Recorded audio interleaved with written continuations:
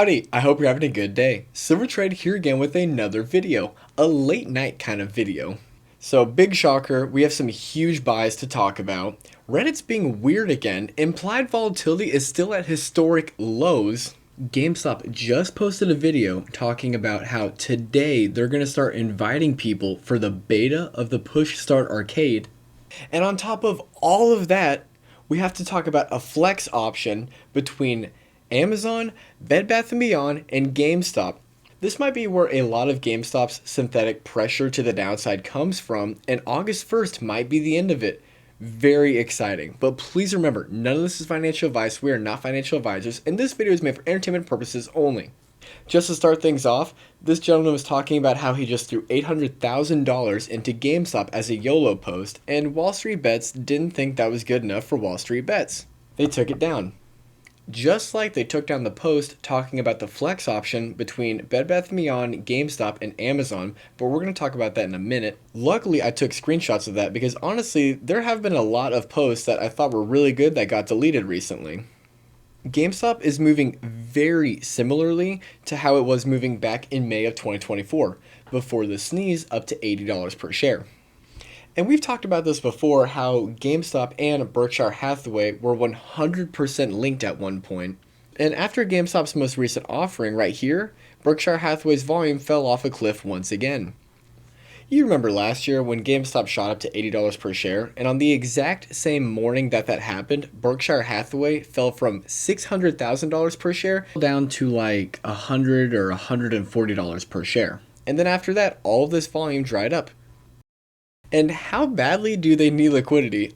iGME and GMEU were both created within 2 months of each other. We all know that they use ETFs to suppress the price of GameStop, and that's why XRT's short interest is just continuously going up over time. Today, XRT's short interest is at 430% short, which is a huge drop off of 900% short a few days ago. Either way, there really shouldn't be a point where XRT is more than 100% short.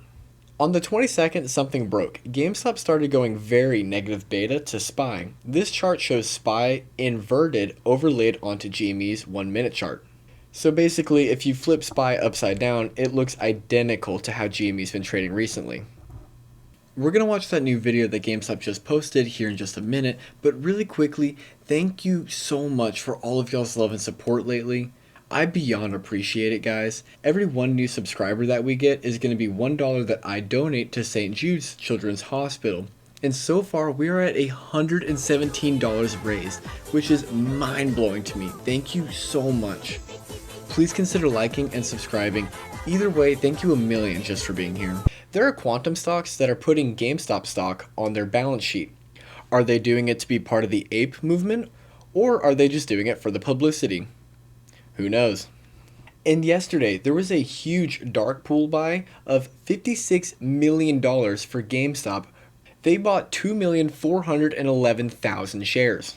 And yesterday, on July 28th, GameStop's off-exchange volume hit a new record all-time high, whatever you want to call it, of 77% off-exchange.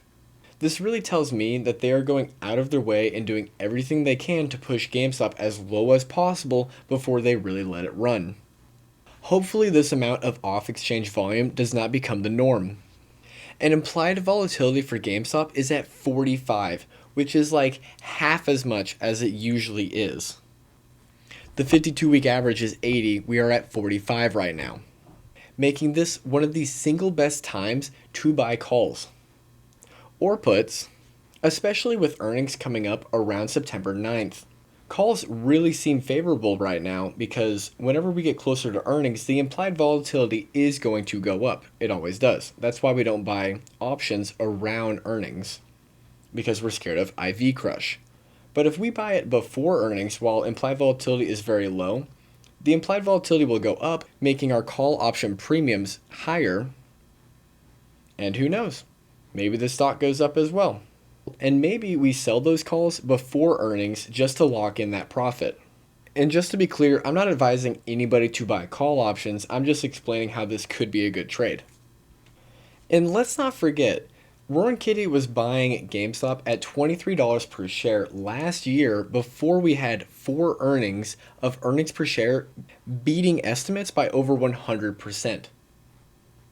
The company has gotten fundamentally so much stronger and built up their balance sheet like crazy, but we're still at the same prices. And this is the last thing we're going to look at before we watch GameStop's new video. Look at the desperation for Pokemon cards. Just watch. And they're all hoping to get a good card and get it graded through GameStop.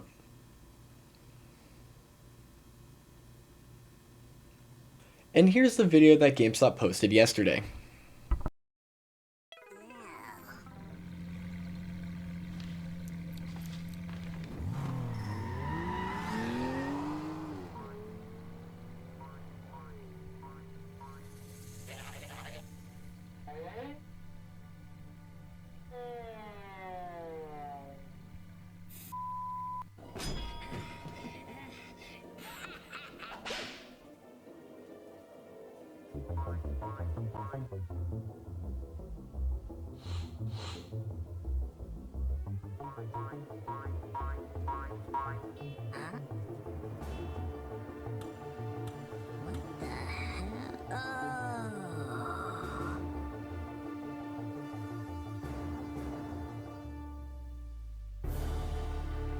It's so beautiful.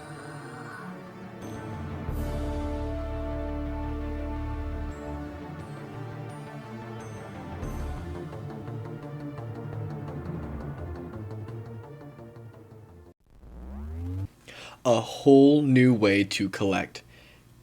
I guess that GameStop employee leak was no BS. In that video, there's a QR code for a frame, and if you scan that QR code, you get rickrolled.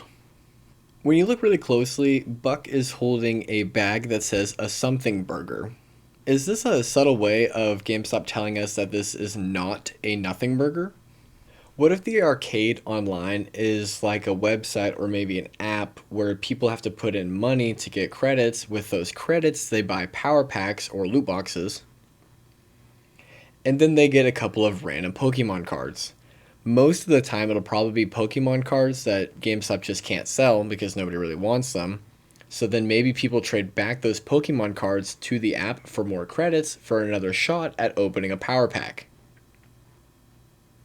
making it to where GameStop in a way is able to sell the same Pokemon card multiple times. If they do this push start arcade right, it could easily double their revenue. And here's proof that the Amazon Flex option for August 1st linking Bed Bath & Beyond and GameStop is real. Amazon is not counterparty of this contract, it's the performance benchmark. Conditioning when settlement is triggered, you can check it yourself here. Sadly, this post got taken down. Luckily, I took the screenshots. We're just going to go through the Cliff Note version of this.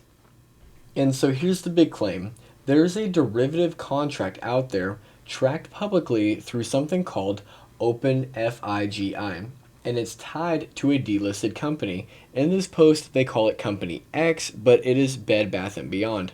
But the key detail is this. GameStop is literally named as the payout asset in that contract.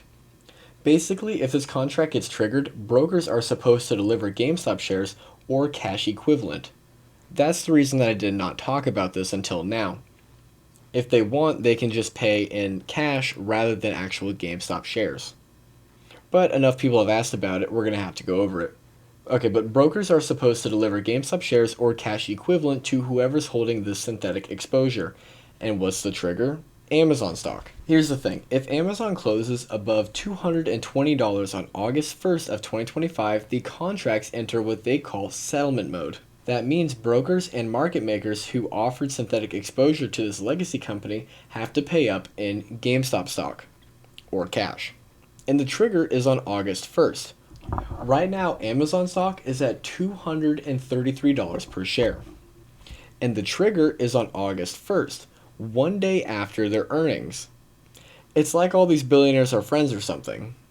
And who knows, they might kick Amazon in the teeth getting it below $220 before then. All of this has been filed, registered, and trackable.